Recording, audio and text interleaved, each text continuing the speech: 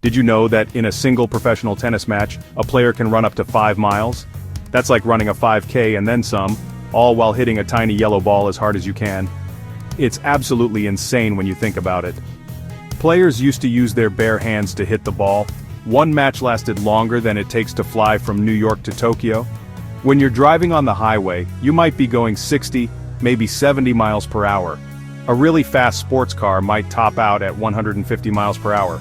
The fastest recorded tennis serve in history was hit by Sam Groth, and it clocked in at an unbelievable 163.7 miles per hour. That's faster than the takeoff speed of some small airplanes. It's a blur of yellow. Every year, the world's best tennis players compete in 4 major tournaments called Grand Slams.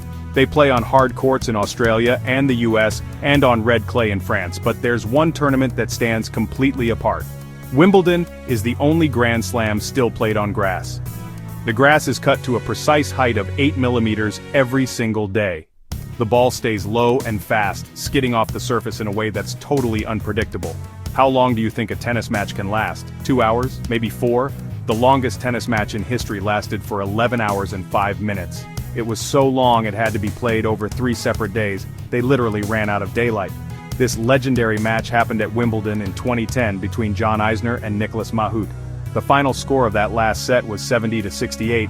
The players were completely exhausted, barely able to walk by the end. When you think of a tennis ball, you immediately picture that bright, fuzzy, neon yellow color, right? But it wasn't always that way.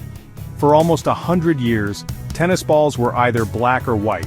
The problem was, when tennis matches started being broadcast on color television in the 1970s, viewers at home had a really hard time seeing the white ball against the white lines of the court. So in 1972 they conducted a study. The winner? A specific shade called optic yellow.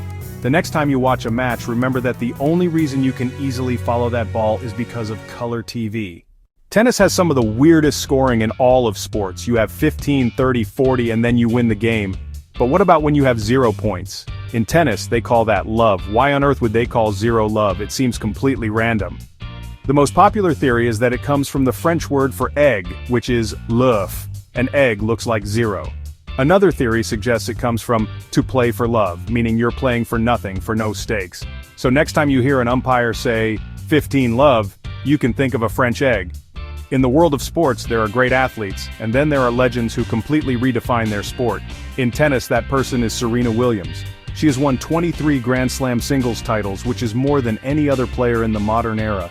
She held the world #1 ranking for a mind-boggling 319 weeks. That's over 6 years at the very top. She changed the game with her power, her athleticism, and her incredible serve. Along with her sister Venus, she brought a new level of excitement and star power to the sport, inspiring millions of people around the world. Her legacy isn't just about the trophies, it's about how she changed the face of tennis forever. Every massive global sport has to start somewhere, right? For modern tennis, that beginning was in a small town in England. The very first tennis club in the world, the Leamington Spa Lawn Tennis Club, was founded in 1872. They had just learned about this new game called lawn tennis, and decided to create a club dedicated to playing it. This was the spark that would eventually ignite a worldwide phenomenon. Just 5 years later, in 1877, the first Wimbledon championship was held. From there, it spread across Europe, to America, to Australia, and eventually to every corner of the globe. Today, there are thousands of clubs and massive stadiums, all traced back to that one little club founded almost 150 years ago. We've talked about insane serves and modern rackets, but the original version of tennis was a completely different game. Hundreds of years ago, in 12th century France, a game called Jeu de Paume, Game of the Palm, was invented. It was exactly what it sounds like. Players hit the ball using only their bare hands. Can you imagine the pain? It must have been brutal. Over time, players started wearing gloves, then wrapped cords around gloves that turned into a paddle-like device, and finally into stringed rackets. It's an incredible evolution from hand to high-tech racket. A Grand Slam tennis tournament is a massive operation. You have thousands of staff, hundreds of players, and hundreds of thousands of fans. But have you ever wondered just how many tennis balls they go through? The number is going to blow your mind. At the French Open, they use over 60,000 tennis balls over the course of the 2-week tournament. 60,000. That is an unbelievable amount of tennis balls. It's enough to fill an entire swimming pool. Why so many? Well, in a professional match, balls are changed after the first 7 games, and then after every 9 games after that. This is because the balls lose pressure and the felt gets fluffed up, which changes how they bounce and fly through the air. Just remember the massive, hidden operation that makes sure they have tens of thousands of perfect tennis balls ready to go. This last fact is what I think makes tennis one of the most challenging and unique sports on the planet. Unlike basketball, which is always on hardwood, or football, which is on turf or grass, tennis is played professionally on 3 completely different surfaces: grass, clay, and hard courts. And each surface plays completely differently. It's like playing 3 different sports with the same set of rules. Grass, like at Wimbledon, is fast and slippery. The ball stays low and points are short. Clay, like at the French Open, is the complete opposite. It's slow and leads to long, grueling rallies. And hard courts are the middle ground, a true test of a player's all-around game. The fact that players have to constantly adjust their strategy, their movement, and even their mindset from week to week is insane. It's a level of versatility that you just don't see in other sports. And there you have it, 10 tennis facts that are so insane they sound fake. From serves faster than a Lamborghini to a match that lasted for 3 days, tennis is so much more than just hitting a ball over a net.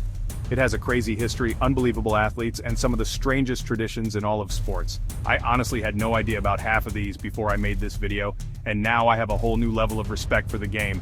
Which fact was the most shocking to you? Let me know in the comments below. I read every single one. If this video gets 100,000 likes, I will do a part 2 with even crazier sports facts. Football, basketball, you name it. But we can only do that if you guys show your support. If you learned something new, if your mind was even slightly blown today, smash that subscribe button. We post insane videos like this all the time. You don't want to miss what we have coming up next. It's going to be even bigger than this video, I promise. Thank you all so much for watching. Every single view, like, and comment means the world to me and helps the channel grow. Don't forget to subscribe so you don't miss the next video. Thank you again for watching, and I'll see you in the next video.